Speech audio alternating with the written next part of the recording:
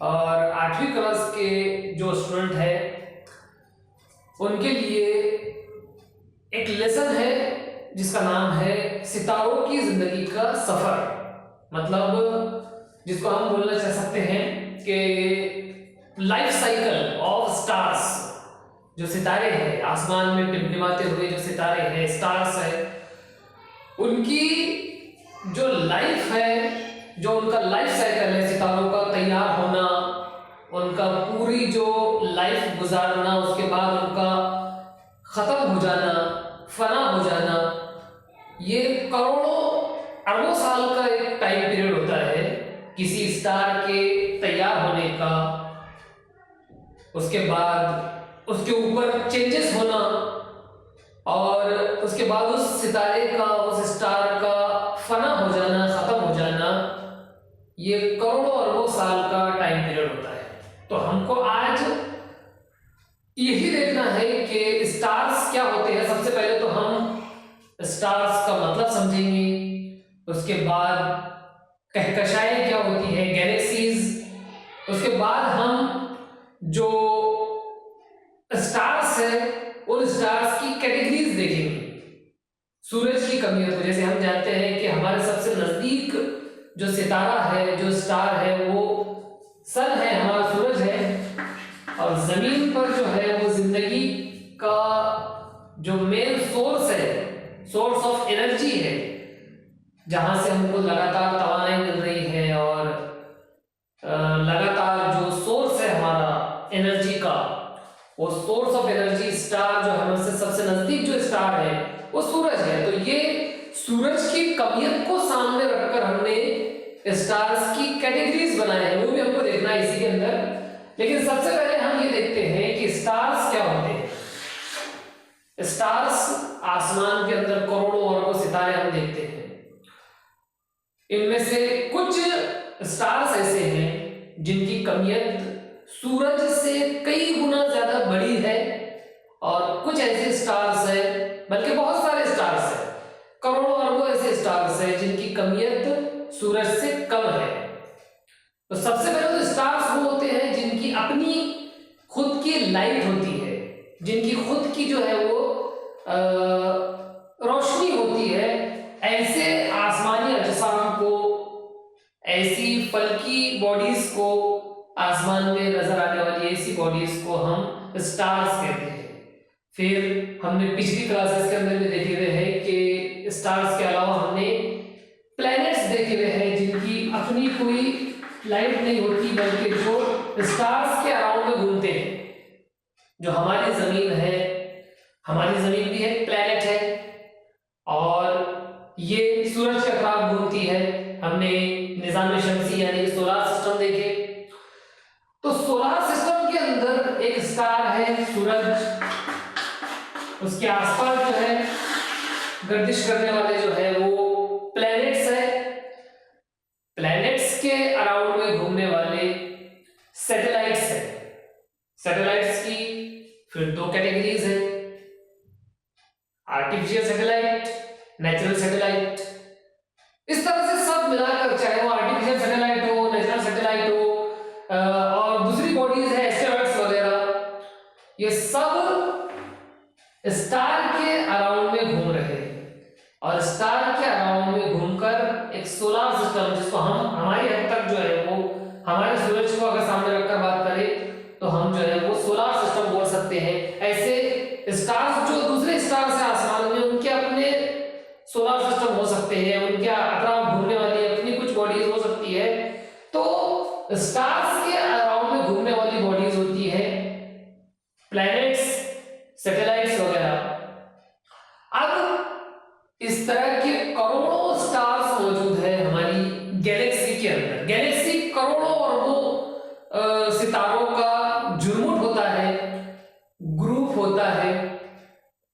अब ये गैलेक्सीज जो है, जिसको हम कहकशा बोलते हैं, ये गैलेक्सीज इलिप्टिकल शक्ल की भी हो सकती है,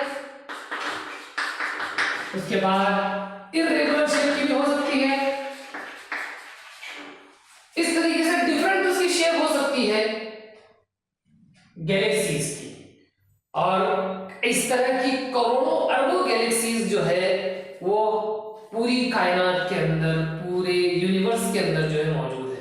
तो हमने बेसिकली अभी आसमान के अंदर मौजूद स्टार्स, प्लैनेट्स, सोलर सिस्टम, उसके बाद गैलेक्सीज, ये मेन पॉइंट है जो किसी भी स्टूडेंट के अपने जहन में रखना चाहिए।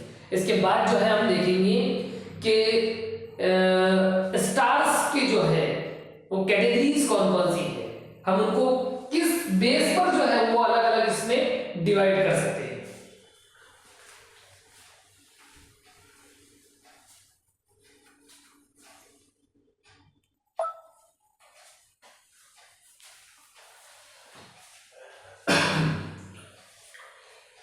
देखिए 3 कैटेगरीज हमारे सामने मौजूद है।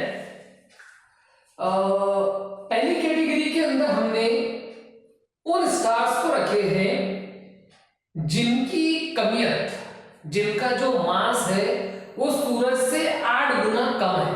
मतलब सूरज की कमियत है, उस सूरज की कमियत से 8 गुना कम या फिर उससे भी कम, इस तरह की के जो कमियत रखने वाले हैं, 8 गुना से भी कम कमियत रखने वाले जो स्टार्स है वो सबको हमने पहली कैटेगरी में रखी, जिसके अंदर हमने यूनिट माने हैं, जो इकाई हमने माने हैं वो सूरज की कमियत को माने हैं।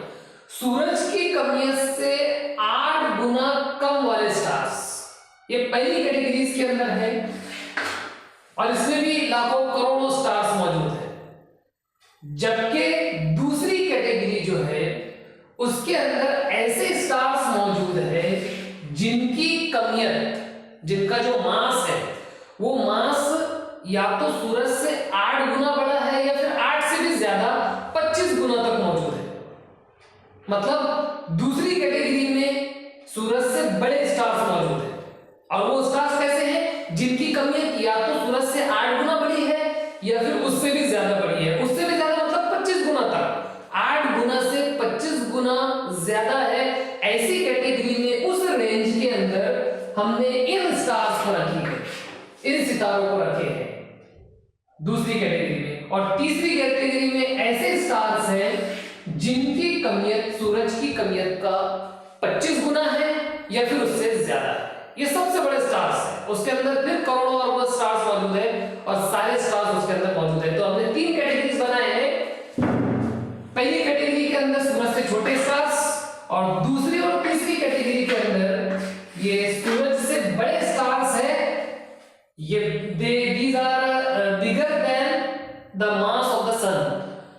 तो सन से यानी हमारे सूरज से बड़े स्टार्स की 2 कैटेगरीज, और सूरज की कमियत से कम कमियत वाले, 8 गुना से कम कमियत वाले जो है वो पहली कैटेगरी। इस तरह से हमने जो है वो 3 कैटेगरीज देखे, जिसके अंदर हमने जो इकाई बनाए हैं उनको नापने का, उनको कैटेगराइज करने का जो हमने पैमाना बनाया वो सूरज की कमियत बनाए है। अब देखिए इसके अलावा जो है हम स्टार्स की और कुछ प्रॉपर्टीज दे सकते हैं, जैसे स्टार्स का टेम्परेचर हमेशा स्टार्स का टेम्परेचर जो है वो बहुत ज्यादा होता है, हाईली होता है। उसके बाद अगर हम देखें तो स्टार्स जो है वो यूजुअली जो है वो गैसेस से बने होते हैं, गैसेस का जो है वो अमीजा होते हैं। इस तरीके से हम स्टार्स की डिफरेंट प्रॉपर्टीज की बुनियाद पर, उनके रेडियस की बुनियाद पर, उनके मास की बुनियाद पर, उसके बाद हम जो है उनकी प्रॉपर्टीज की बुनियाद पर उनको कैटेगराइज कर सकते हैं। इसकी एक डिटेल स्टडी जो है मौजूद है, उसका रेडियस, उसकी मास, उसका शेप, ये सारी चीजों को जो है सामने रखकर हम किसी भी स्टार की डिटेल स्टडी कर सकते हैं। तो हमको अगले पॉइंट के अंदर ये देखना है कि स्टार्स को हम और कौन कौन से तरीके से कैटेगराइज कर सकते हैं और उनकी प्रॉपर्टीज क्या क्या होती है। एक स्टार के अंदर जो है वो टेम्परेचर के अलावा जिन चीजों से वो मिलकर बना है, उसके बाद उसके अंदर होने वाले जो केमिकल चेंजेस है, वो केमिकल चेंजेस की बुनियाद पर हम उसको, उसकी प्रॉपर्टीज को कैसे जो है स्टडी कर सकते हैं, ये हमको अगले इसमें देखना है।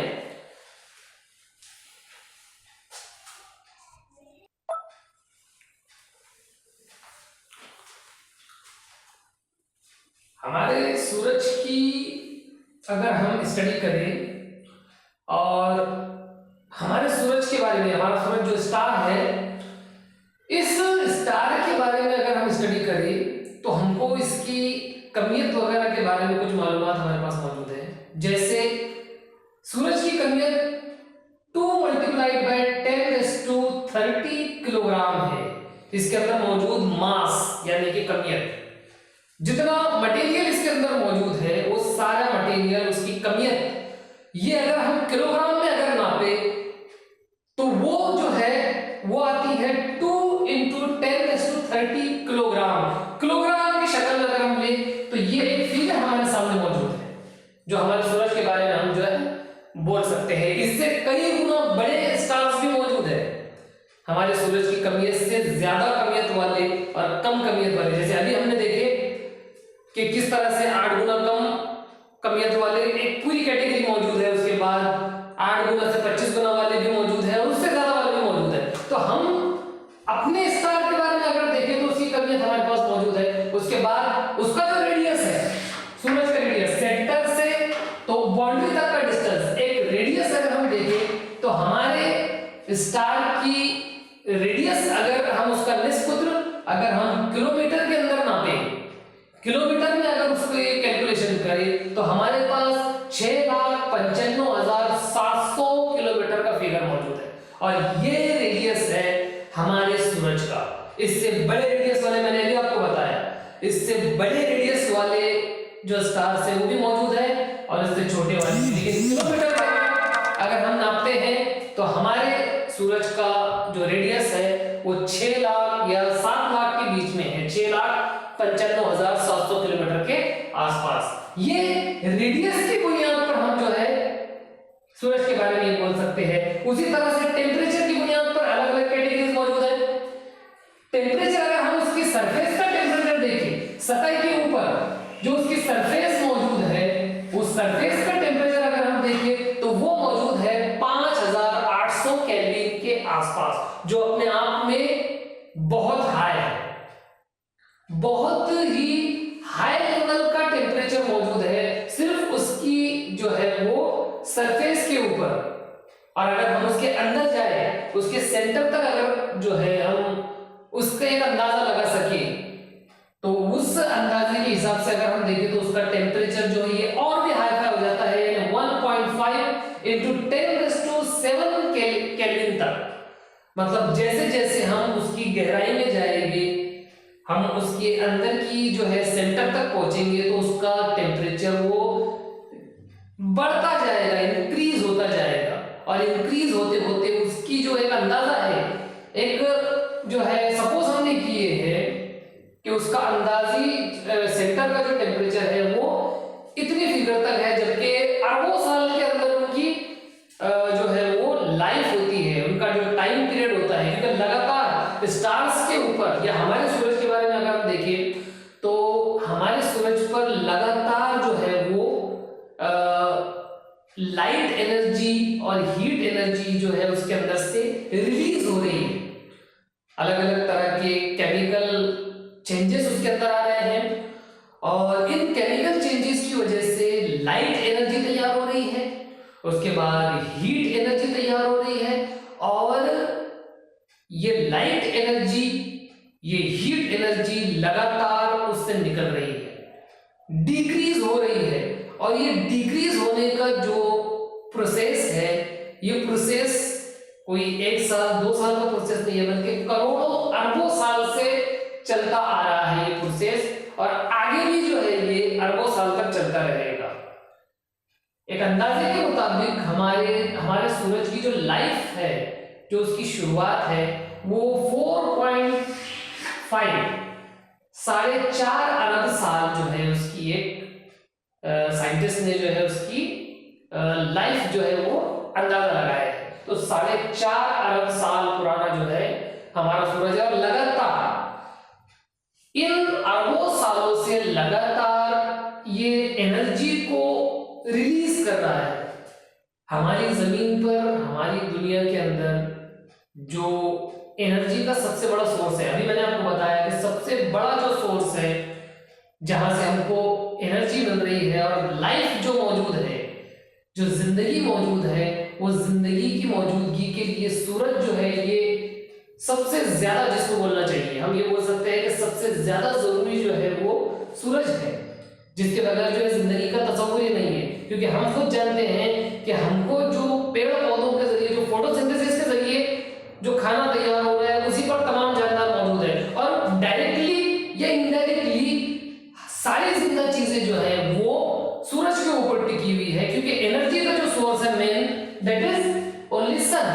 तो इस तरीके से हमने स्टार्स किया और उसमें खास तौर पर हमारे सूरज के बारे में जो है वो मालूमात हासिल किए हैं। इससे पहले की क्लासेस के अंदर हम जो है वो निज़ाम शमसी के बारे में देख चुके हैं। उसके बाद प्लैनेट्स जो होते हैं, अलग अलग प्लैनेट्स, उनका टाइम पीरियड, उसके बाद हम ये देख चुके हैं कि किस तरीके से जो है वो मौसमों का चक्कर बनता है, जो प्लैनेट्स घूमते हैं, प्लैनेट्स की रिवॉल्यूशन की वजह से जो डिफरेंट सीजन्स बनते हैं वो हमने देखे हैं। उसके बाद दिन और रात का जो कैलकुलेशन है, किस तरह से दिन और रात जो है वो बनते हैं, दो तरह के मोशन हम देख चुके हैं जो है। उसके बाद अलग अलग जो है वो तरह से हमने स्टार्स और गैलेक्सीज के बारे में मालूमात हासिल की।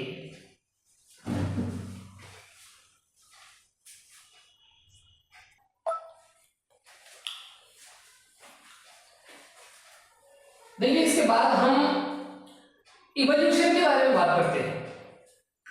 इवोल्यूशन यानी कि इर्तिका।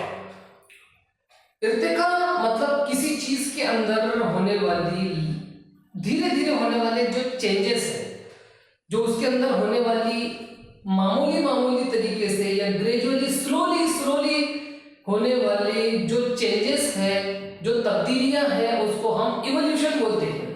अब इवोल्यूशन के बारे में अगर हम देखें, अगर हम स्टार्स के इवोल्यूशन के बारे में देखें कि उनका इवोल्यूशन कैसा होता है, तो ये इवोल्यूशन का जो प्रोसेस है, सितारों के अंदर होने वाली जो इर्तिका है, वो इर्तिका का जो प्रोसेस है, ये करोड़ों अरबों साल तक चलने वाला प्रोसेस है। ये 2, 4, 5 साल में होने वाला इवोल्यूशन नहीं होता, बल्कि करोड़ों अरबों साल लग जाते हैं उसके अंदर। जैसे अभी हमने देखे कि 4.5 अरब साल जो है ये हमारे सूरज की लाइफ है, और इन 4.5 अरब सालों के अंदर सूरज के अंदर कोई बहुत बड़ी तब्दीली नहीं हुई, बल्कि मामूली से धीरे धीरे जो है वो ऐसी नाकाबिले गौर जो है वो ऐसी तब्दीली हुई है। तो करोड़ों अरबों साल का अरसा लगता है सूरज के या किसी भी स्टार के अंदर होने वाली तब्दीली के लिए। अब ये तब्दीलियां कैसे होती है, कौन कौन से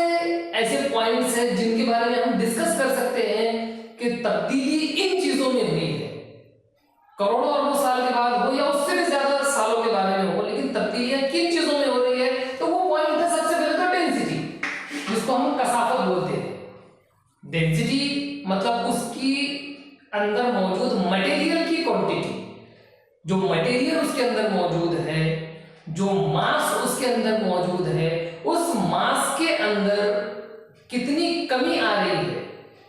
लगातार एनर्जी रिलीज करने की वजह से उसका जो लाइट एनर्जी, हीट एनर्जी वो कम होता जा रहा है। जब वो कम होता जा रहा है, उसकी साइज कम होती जा रही है, तो सीधी सी बात है कि उसकी जो डेंसिटी है, उसके अंदर मौजूद जो मादे की मिकदार है, जो क्वांटिटी है, वो कम हो रही है। इसलिए हम बोल सकते हैं कि उसकी डेंसिटी लगातार डिक्रीज होती है। करोड़ों अरबों साल में हो या उससे ज्यादा सालों में हो, डेंसिटी और मास दोनों भी जो है वो कम होते जाते हैं।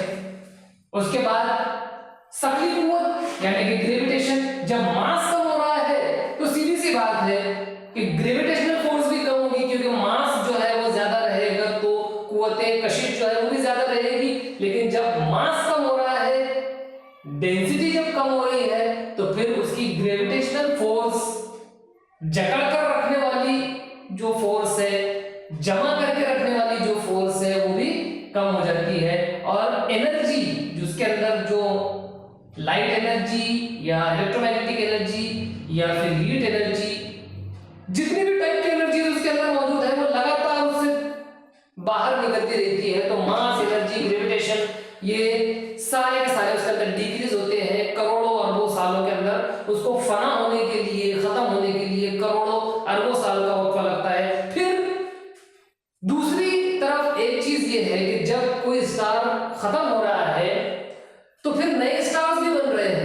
नए स्टार्स के बनने का, उनके फॉर्मेशन का जो प्रोसेस है वो भी करोड़ों अरबों साल का होता है, जिसमें स्टार्स तैयार होते हैं। और इसका ये उल्टा प्रोसेस होता है, मतलब जो फना होने का, खत्म होने का जो प्रोसेस होता है, वैसा ही प्रोसेस जो है वो नए स्टार्स के बनने का भी होता है, जिसके अंदर जो है वो डिफरेंट तरीके से जो है वो फॉर्मेशन ऑफ स्टार्स होता है। तो ये हमने जो है वो इवोल्यूशन के ताल्लुक से कुछ पॉइंट देखे कि सितारों के अंदर, स्टार्स के अंदर इवोल्यूशन कौन कौन से पॉइंट, कौन कौन सी बातों के अंदर होता है, ये भी इंपॉर्टेंट पॉइंट है।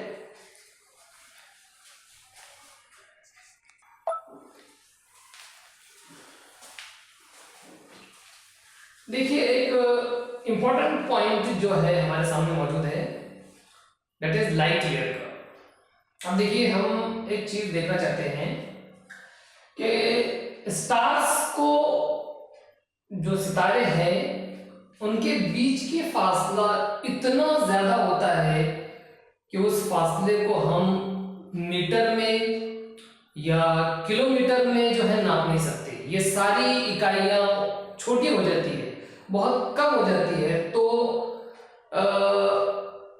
इन फासलों को नापने के लिए स्टार्स के बीच में या फिर गैलेक्सीज के बीच में या आसमान के अंदर के जितनी भी फल्की अजसाम है, जो बॉडीज है, उन बॉडीज को नापने के लिए एक यूनिट बनाई गई, दैट इज लाइट ईयर, जिसको नूरी साल कहा जाता है।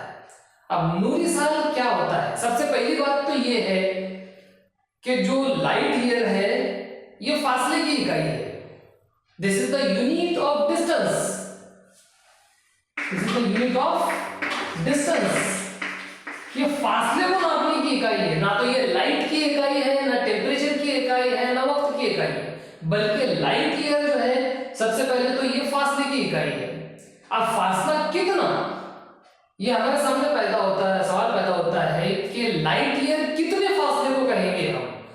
इसकी डेफिनेशन कुछ इस तरह से है कि एक साल के अंदर लाइट यानी कि जो रोशनी है, रोशनी एक साल में जितना डिस्टेंस तय करेगी, उस डिस्टेंस को एक लाइट ईयर कहा जाएगा। 1 लाइट ईयर एक साल में जितना डिस्टेंस तय करेगी, उस डिस्टेंस को 1 लाइट ईयर जो है हम बोलेंगे। और रोशनी जो एक साल में डिस्टेंस तय कर रही है, लेकिन किस रफ्तार से कर रही है? रोशनी की रफ्तार होती है 3 लाख किलोमीटर फी सेकंड, किलोमीटर पर सेकंड, यानी एक सेकंड के अंदर जो है वो 3 लाख किलोमीटर का डिस्टेंस जो है वो तय करती है। तो अब हम इससे अंदाजा लगा सकते हैं कि रोशनी 3 लाख किलोमीटर का डिस्टेंस तय करती है एक सेकंड के अंदर। तो सीधी सी बात है, वो 1 मिनट में कितना डिस्टेंस तय करेगी, 1 घंटे में कितना तय करेगी, और फिर 1 साल में कितना तय करेगी? 3 लाख किलोमीटर पर सेकंड।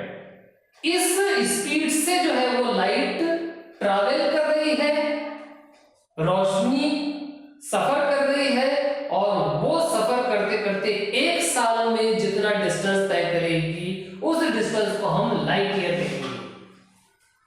और लाइट ईयर जो है, ये मैं एक मतलब फिर दोहराता हूं कि light year this is the unit of distance. और आसमान के अंदर डिफरेंट स्टार्स के बीच के फासला नापने के लिए इसी यूनिट का यूज किया जाता है। गैलेक्सीज वगैरह के बीच का जो डिस्टेंस है वो लाइट ईयर में डिस्क्राइब किया जाता है। स्टार्स के बीच का डिस्टेंस ये भी लाइट ईयर्स में जो है डिस्क्राइब किया जाता है। सारे कैलकुलेशन इसी हिसाब से होते हैं। तो इस यूनिट के अंदर हमने जो है, इस लेसन के अंदर हमने वो सारी डिटेल देख ली है, स्टार्स की कैटेगरीज देख ली है, उसके बाद स्टार्स की कुछ प्रॉपर्टीज देखे, लाइट ईयर देखे, इस तरह से जितने इंपॉर्टेंट पॉइंट आते हैं वो सारे हमने जो है इस लेसन के अंदर देख लिए हैं। और ये खास तौर पर 8 ईयर के जो 8वीं क्लास के जो बच्चे हैं उनके लिए ये सारी information that is very very important. और 8th क्लास के अंदर अगर ये बच्चों के बेसिक आइडियाज अगर क्लियर होते हैं तो उनको 9th और 10th और उसके आगे की जो स्टडी है वो सारी स्टडी के अंदर उनको ये बेसिक चीजें जो है मालूम होना जरूरी है। इसलिए जो है ये सारी जो है इंपॉर्टेंट पॉइंट ये बच्चों ने जो है वो अच्छे से स्टडी करना चाहिए।